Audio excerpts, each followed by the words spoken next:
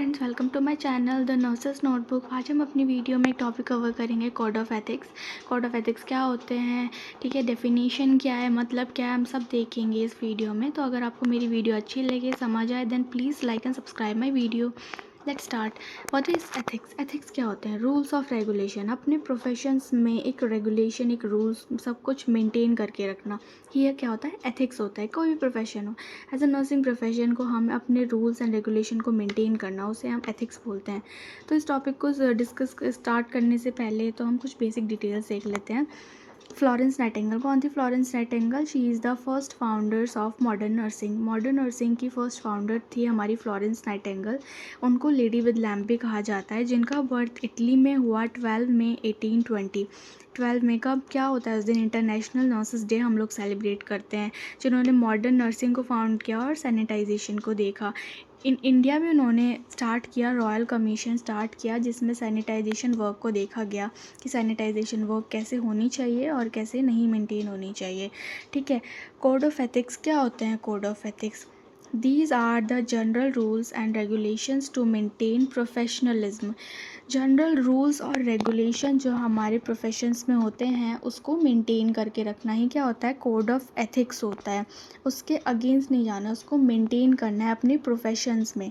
That is called code of ethics. और क्या है उसकी definition? Nurses should behave ethically as a profession. Nurses को एक एथिक के साथ अच्छे से बिहेव करना, सबके साथ ही क्या होता है? हमारा कोड ऑफ एथिक्स होता है। In 1953, international councils for nursing ethics, 1953 में इंटरनेशनल नर्सिंग काउंसिल स्टार्ट की गई फॉर नर्सिंग एथिक्स, जिसमें कुछ 4 एलिमेंट्स भी बताए गए हैं अकॉर्डिंग टू इंटरनेशनल काउंसिल्स। ठीक है, वो हम देखते हैं। There are 4 elements of code of ethics. First is nurses and peoples. जो नर्स है वो अपने प्रोफेशन में लोगों के साथ कैसे बिहेव कर रही है। कुछ होते हैं कि अगर बहुत सारे लोग एक साथ देख लें तो बहुत ज़ोर से चिल्लाते हैं कि क्या कर रहे हो यहाँ पे, जाओ यहाँ से बाहर जाओ। तो ऐसे नहीं करना है, एक डेकोरम मेंटेन करना है अपने प्रोफेशन में, अच्छे से बोलना है, उनको बताना है कि पेशेंट के आसपास ज़्यादा भीड़ नहीं रखनी है। इसलिए अपना प्रोफेशन इस तरीके से मेंटेन करना है पीपल्स के साथ। ठीक है, लोगों के साथ अच्छे से बिहेव करना है, एथिकली अपना एक डेकोरम मेंटेन करके रखना है। सेकेंड है नर्सेज एंड प्रैक्टिस। अपनी प्रैक्टिस के दौरान जो नर्सेज हैं उन्हें अच्छे से एथिक्स को फॉलो करना है। फॉर एग्ज़ाम्पल, अगर हम किसी भी पेशेंट को इंजेक्शन लगा रहे हैं, तो अगर हमारा IM 90 डिग्री पे है तो हमें 90 डिग्री पे ही लगाना है, 45 डिग्री पे नहीं लगाना है। एथिकली उसको फॉलो करना है, क्या रूल्स हैं, क्या रेगुलेशंस हैं हमें उस प्रोसीजर को करने के लिए। तो हमें अपनी प्रैक्टिस में भी अपने प्रोफेशन को मेंटेन करके रखना है। ठीक है, पेशेंट की अच्छे से प्रॉब्लम सुननी है, उसको सॉल्व करनी है। ठीक है, एज अ प्रैक्टिस अगर हमें नहीं पता तो हमें अपने सीनियर से पूछना है कि अगर पेशेंट ऐसे बोल रहा है तो हम क्या कर सकते हैं। तो थर्ड है नर्सेज एंड कोवर्कर्स। कोवर्कर के साथ भी हमें अपना प्रोफेशन मेंटेन करके रखना है। हम एज अ नर्सेज, हमारे साथ बहुत सारा स्टाफ होता है जो एक दूसरे से कनेक्टेड होता है, हमारे जूनियर्स भी होते हैं, सीनियर्स भी होते हैं, सबके साथ हमें अपना प्रोफेशन को एक अच्छे से मेंटेन करके रखना है। नर्सेस एंड प्रोफेशन, नर्सेस को अपने प्रोफेशन को अच्छे से मेंटेन करना है। नर्सेस को एक एथिकली, एक डेकोरम मेंटेन करके रखना है। ठीक है, एथिक्स को हमेशा फॉलो करना है। अगर हम एथिक्स को अच्छे से फॉलो करेंगे तो बाकी जो हमारे जूनियर्स आएंगे तो वो भी तो तभी उसको चीज़ को अच्छे से फॉलो करेंगे ना। तो हमें अपने प्रोफेशन को एक अच्छे से मेंटेन करके रखना है। तो क्या क्या पर्पसेस हो सकते हैं हमारे इससे related? The only purpose is to maintain health of patient. अपनी पेशेंट की हेल्थ को अच्छे से मेंटेन करना है, प्रिवेंट करनी है इलनेस को, इम्प्रूव करनी है पेशेंट की हेल्थ को, एंड अंडरस्टैंड करना है पेशेंट की सभी प्रॉब्लम्स को, उसकी प्रॉब्लम्स सुननी है, then help to solve it. Okay, अगर कोई भी नर्स या कोई भी, अगर हम इस कोड ऑफ एथिक्स को फॉलो नहीं करते हैं या कुछ मिसबिहेव या कुछ भी गलत कर देते हैं तो हमसे क्या, कौन सा इल्ज़ाम लगाया जाता है? हम पे लगता है टॉर्ट का इल्ज़ाम। अगर हम कोई भी रॉन्गफुल एक्ट कर देते हैं, कुछ गलत कर देते हैं, अपने प्रोफेशन के दौरान, अपने काम के दौरान, तो हम पे ये टॉर्ट का इल्ज़ाम लगाया जाता है। ठीक है। It is a wrongful act committed against as person और प्रॉपर्टी। कोई भी गलत काम कर देना किसी पर्सन के साथ या एज और प्रॉपर्टी में कुछ भी गलत काम करना, तो क्या इल्ज़ाम लगाया जाएगा कि टॉर्ट का इल्ज़ाम लगाया जाएगा भाई हम पर। टॉर्ट में be classified as intentional tort and unintentional tort. Tort को दो चीज़ में क्लासिफाई किया गया है, इंटेंशनली और अनइंटेंशनली। इंटेंशनली मतलब जानबूझकर और अनइंटेंशनली मतलब गलती से। ठीक है। There are two types of torts, intentionally और अनइंटेंशनली। तो हम देखते हैं कि ये दोनों टॉट होते क्या हैं। Intentional taught that is done by a person with full consciousness. जानबूझकर किसी ने कुछ गलत कर दिया, ठीक है, हमें लगना तो हम IM था, उसने IV लगा दिया, ठीक है, जानबूझकर कुछ गलत कर दिया किसी पर्सन के साथ फुल कॉन्शियसनेस होने के बाद भी। Intentional wrongful act person knows that harm will result from act। For example कि अगर कोई भी नर्स है, सामने वाला अगर हमसे कुछ कह रहा है तो उसको डराना कि अगर तुम मेरी बात नहीं सुनोगे तो क्या मैं तुम्हें इंजेक्शन लगा दूँ, क्या मैं तुम्हें इंजेक्शन लगा दूँ, उसको डराना। पर हार्म उस चीज़ से उसको हार्म पहुँचे या ना पहुँचे, बट उसने एक रॉन्ग चीज़ की, गलत चीज़ की, जिसका मतलब क्या होता है, उसने इंटेंशनली, उसको पता है कि वो डरेगा, उसके साथ वो डर जाएगा उस इंजेक्शन से, फिर भी उसने इंटेंशनली वो काम करा दिया, तो ये क्या है, रॉन्गफुल एक्ट है एक। अनइंटेंशनल टॉर्ट क्या होता है, इट डन बाय मिस्टेक, कि बाय मिस्टेक हमसे कोई गलती हो गई है तो उसे क्या बोलते हैं, अनइंटेंशनली बोलते हैं। इंटेंशनल टॉर्ट्स के अंदर क्या क्या आते हैं, ठीक है, पहले होता है असॉल्ट। असॉल्ट क्या होता है, any intentional threat to being about harmful it is an intentionally harmings of body injury to the patient। intentionally अपने आप जान के किसी की बॉडी को हार्म करना, किसी को नुकसान पहुंचाना, किसी को डराना, उसे क्या बोलते हैं, असॉल्ट बोलते हैं। ठीक है। जानबूझकर किसी को हार्म पहुंचाना क्या कहलाता है, उसे क्या बोलते हैं, असॉल्ट बोलते हैं। ठीक है। क्लाइंट को जानबूझ के डरा रहे हैं, जानबूझ को उसको हम हार्म पहुंचा रहे हैं, ठीक है, तो क्या होगा, वो असॉल्ट होगा। सेकंड क्या है हमारा, battery, an intentional touching of another bodies without consent और जस्टिफिकेशन, कि किसी भी consent, without any justification, patient से पूछे बिना उसकी बॉडी को टच करना, किसी भी गलत इरादे से या किसी भी गलत इंटेंशन से अगर हम उसकी बॉडी को टच कर रहे हैं तो वो क्या होगा, बैटरी, उसे क्या कहेंगे, बैटरी, अनइंटेंशनली टच कर रहे हैं। ठीक है। दिस इज़ रॉन्ग, ये एक रॉन्गफुल एक्ट है। और it is intentionally touching of a person body without his her consent that may और मे नॉट कॉज हार्म। हम इंटेंशनली मतलब उसके कंसेंट, उससे हमने कंसेंट लिया ही नहीं है, गए और जाके पेशेंट की बॉडी को टच करने लगे, तो ये गलत है। ठीक है। इंटेंशनली हम जानबूझ के उसको टच करते हैं, हमें पता है कि हमारी नर्सिंग प्रोफेशन में ये एथिक्स नहीं है कि विदाउट कंसेंट हम किसी भी पेशेंट के साथ कोई प्रोसीजर करें या उसको टच करें। हमें कंसेंट लेना है, देन उसको टच करना है या फिर कोई भी प्रोसीजर परफॉर्म करना है। ठीक है।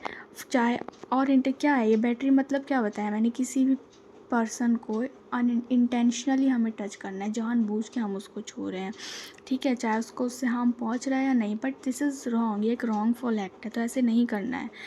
थर्ड हमारा क्या आता है, इन्वेसिव ऑफ प्राइवेसी, मतलब unwanted instructions into client private affairs and family matter. जैसे कि एक हाँ, पेशेंट हमारे रूम में लेटा हुआ है, बैठा हुआ है, उसके साथ उसकी फैमिली है या कोई भी पर्सन है, तो वो क्या कर रहा है, उससे कुछ बात कर रहा है, तो अचानक से हम वहाँ पे जाके उनकी बात सुन रहे हैं और फिर सुन के उनके बीच में अपनी सलाह दे रहे हैं कि नहीं नहीं ऐसे नहीं, ऐसे करना चाहिए, तो ये क्या होता है, ये भी गलत है, हमें ऐसा नहीं करना है, अनवांटेड इंस्ट्रक्शन नहीं देने हैं उनको, उनकी प्राइवेसी में या उनकी फैमिली मैटर्स में हमें इन्वॉल्व नहीं होना है। ठीक है। और इट इज़ इंटेंशनल टॉट in which a person engage in another private life. ये क्या होगा, ये एक इंटेंशनल टॉट होगा कि अगर हम, वो हमें बुला भी नहीं रहे हैं और आप जानबूझ के हम जा रहे हैं और उनकी किसी भी प्राइवेट लाइफ में इंटरफेयर कर रहे हैं।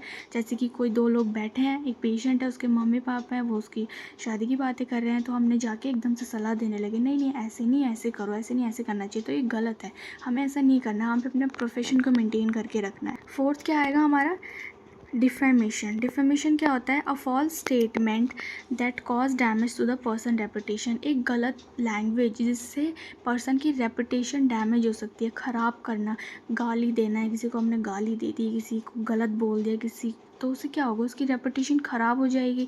तो हमें ये नहीं करना है अपने प्रोफेशन, हमें हमारे एथिक्स ये नहीं सिखाते हैं कि किसी की भी रेपुटेशन को हम ख़राब करें, किसी को भी गलत स्टेटमेंट कहें।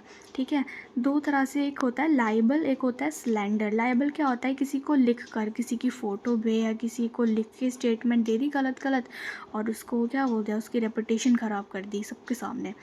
और दूसरा स्लैंडर क्या होता है कि वर्बली बोल कर उसकी इतनी गंदी स्पीच दी, हमने गाली दे दिया, कुछ भी बोल दिया, तो उससे क्या हुआ, वर्बली उसकी क्या हुई, सबके सामने एक रेपुटेशन ख़राब होगी, इसे बोलते हैं स्लैंडर। फिर हमारा आता है फ्रॉड। फ्रॉड क्या होता है, जैसे आजकल बहुत सारे फ्रॉड्स चल रहे हैं, ठीक है। जैसे क्या होता है कि अगर किसी भी पेशेंट की कोई भी चीज़ रखी, फॉर एग्जांपल पेशेंट है, उसने अपनी कोई भी गोल्ड की चीज़ अपने पास उतार के रखी और वो छुपके से हम उठा के ले गए, तो क्या हुआ, हमने फ्रॉड कर दिया ना, उसके साथ गलत किया है। It is a condition in which rights of other और property is taken by another.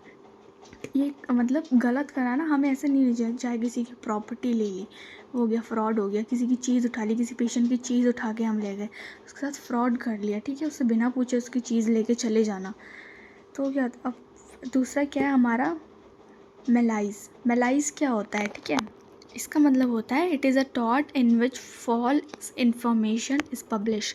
मतलब किसी पेशेंट ने हमें कुछ बताया, ठीक है, उसकी सुनी, फिर उसकी बातों में कुछ और बात ऐड करके उस इन्फॉर्मेशन को पब्लिश कर दिया, सबको बता दी कि ये तो ऐसा है, इसने ऐसे कहा, इसने ऐसे करा, तो ये गलत है, ठीक है, ये इंटेंशनल टॉट है, हमें ऐसा नहीं करना चाहिए। It is a taught in which falls information, किसी की भी गलत इन्फॉर्मेशन को खुद से बनाकर हमें पब्लिश नहीं करना है, अपने प्रोफेशन को ऐसे ख़राब नहीं करना है। फिर क्या आता है हमारी एप्रोप्रिएशंस। एप्रोप्रिएशन क्या होता है, इट इज़ अ इंटेंशनल टॉट in which a person use image और name of another person for earning.